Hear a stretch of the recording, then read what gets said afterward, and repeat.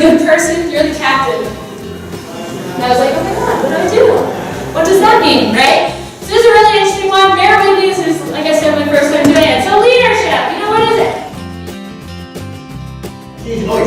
If your value is somewhere between 3 and 9, you have a basically positive attitude, okay? About what? This. Not this. You have a positive attitude about you guys. That was the whole point. You guys.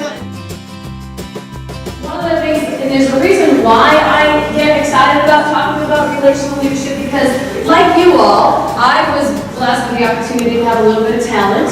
So I usually made the team. And I played 5 years of high school sports, not because I stayed back. I had a little bit of talent. I was a preseason athlete. And I can tell you, you were my family.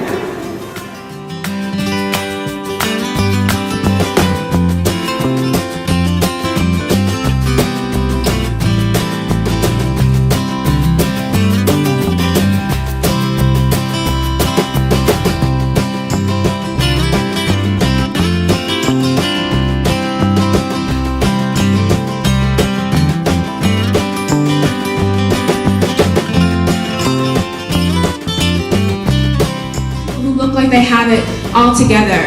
And the thing about when we're struggling, a lot of people might tell us to suck it up or that our story doesn't matter. But those people don't know what they're talking about. Because the thing about it being your story is that it's your story.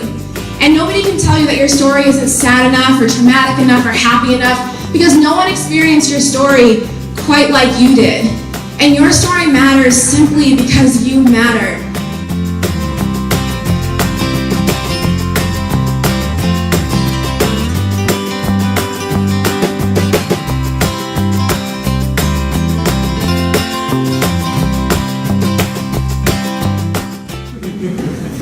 I grew up in a very middle-class town north of Boston. My dad was a high school teacher, and my mother worked in an office in the neighboring town. My best friend, when I was 10 years old, lived right across the street from my house. His father was a graduate of MIT. In my childhood, in my neighborhood, that was rock star status. His father's brother, his uncle, never finished high school. He was an inpatient at the Danvers Mental Hospital in Danvers, Massachusetts.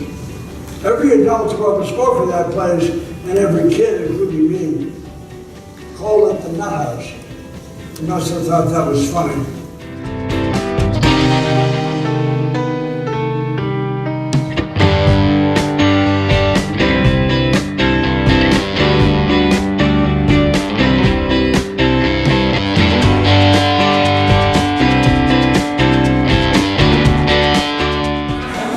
We just want to thank you guys for all your hard work, for your time, your dedication here. So give yourselves a round of applause.